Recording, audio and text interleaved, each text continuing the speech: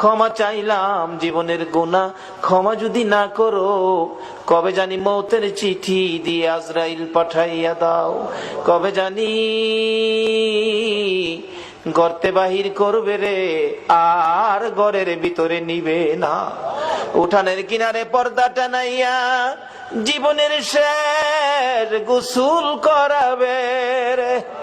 আদুরের সন্তানেরা ঘরের বারিন্দায় দাঁড়ায়া দাঁড়ায়া কাঁদবে আর ডাকবে, বাবা গো পর্দার ভিতরে কিসের গোসল করো গো বাবা। মা টাইনা টাইনা বুকে জড়াবে, আইরে আমার এতিম, আজকাল থেকে তোমরা এতিম হয়ে গেছো। এতিমের ঘটনা বলতে গেলে কলিজা মানে না রে আল্লাহ। আমার বড় ভাই 5টা বাচ্চা এতিম করে কবরে।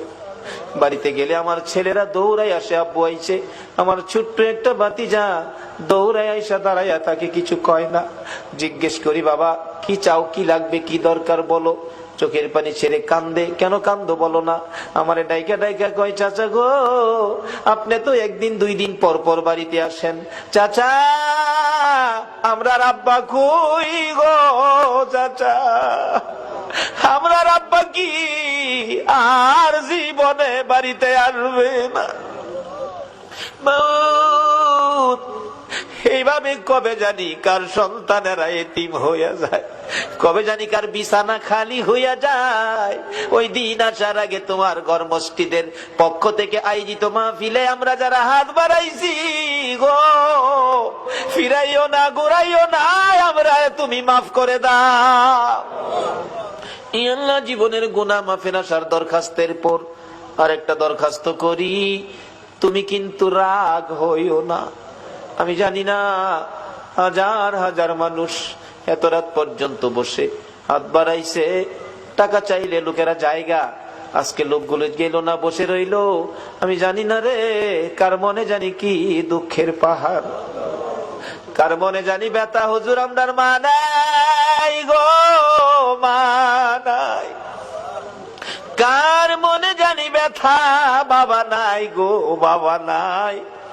যেই বাবা মাথার গাম পাতাই ফালাইয়া রোজগার করে মানুষ করেছে গো, যেই বাবা জমি জামা সই সম্পদ জুড়াইয়া আজকে বাবা দুনিয়ায় নাই। হুজুর বাবা কত আদর করতো গো, শেষ বয়সেও বাবা বাজারে গেলে জগ ভর্তি দুধ কিনতো, 2 কান্দা 3 কান্দা কলা লইতো, আমের সিজনে 15 কেজি 20 কেজি আম লইতো। বাবা হাঁটতে পারে না, তারপরও দুধ কিনা আম কিনা কলা কিনা বন্ধ করে না।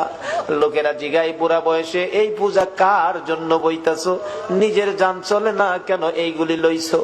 বাবা একটা চোখের পানি ছেড়ে দিয়ে চিৎকার মারছে, বন্ধুরা রে কার জন্য লইছি শুনো রে, আমার আদরের ছেলে মেয়েগুলো দুধ আর কলা ছাড়া ভাত খায় না রে। দুধ কলা যেই বাবা খাওয়াইতো এই বাবা কার জানি খবরের আল্লাহ, ওই মা জানি কার খবরে গো। মার কুলে তাইকা মার কুলে কত পসরা পায়খানা করছি, অন্য মহিলারা নাকে কাপড় দিত, তোমার আমার মা জীবনে কোনদিন নাকে কাপড় দেয় নাই।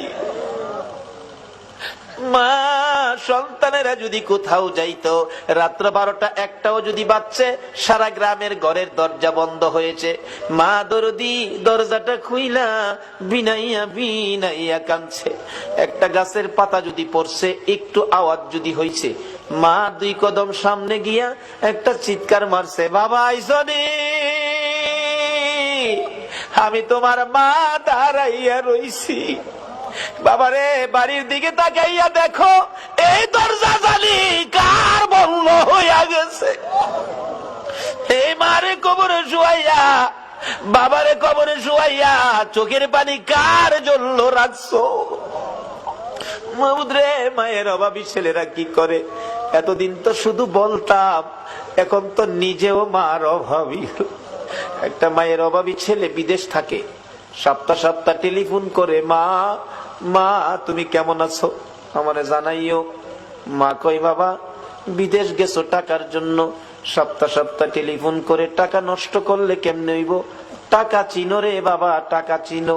ছেলেটা টেলিফোন করে বলতেছে, মা মা গো, আমারে বাধা দিও না গো মা, আমি টাকা চিনি না, আমি চিনি আমার দরদি মা। সপ্তাহ সপ্তাহ টেলিফোন।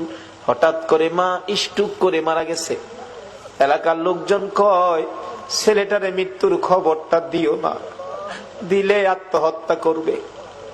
একদিন এক রাত, 2 দিন 2 রাত, 3 দিন 3 রাত, যেদিন পার হয়ে যায়, ওই বিদেশের মাটির থেকে ছেলে স্বপ্নে দেখে মা ডাকতেছে, রে মন্নান, টেলিফোন কার কাছে করবি রে? মা কইয়া কারে ডাকবি রে বাবা?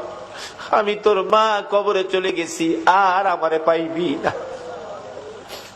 আইলি না, আমারে মা কইয়া ডাকলি না, মার দেখার জীবনে হবে না। ঘুম থেকে উঠে মা মা কইয়া কাঁদতেছে। বন্ধুরা বলেন, কি হলো তোমার? আমি স্বপ্নে দেখেছি মা নাই, দেশে থাক, দেশে আর চাকরি করব না, দেশে চলে যাব। সকালবেলা টেলিফোন করছে, বড় ভাই টেলিফোন ধরে, মন্নান, সপ্তাহ হইলে টেলিফোন করবি, আজকে কেন টেলিফোন করলি? ভাই, আমি স্বপ্নে দেখেছি আমার মা নাই গো। ভাই, আগে সত্য করে কও, আমার মায়ের খবর কি? খবর যদি না কও, আমি কালকেই বাড়িতে চলে আসব। মায়ের কাছে দাও, মায়ের সাথে কথা বলবো। মার কাছে যদি টেলিফোন না দাও, আমি কিন্তু কালকে বাড়িতে চলে আসব। বড় ভাই টেলিফোন ফালাইয়া একটা দূর মায়েরা মায়ের খবরের পাশে, মা মা গো, তোমার পাগল খবর পাইছে গো, কালকে বলে বাড়িতে আইব। বড় ভাই সকালবেলা মাইক্রো ভাড়া করেছে, বুড়া বাবা পিছে পিছে ডাকতেছে, আমারে সঙ্গী করি লইয়া যা রে, মায়ের পাগল রে কে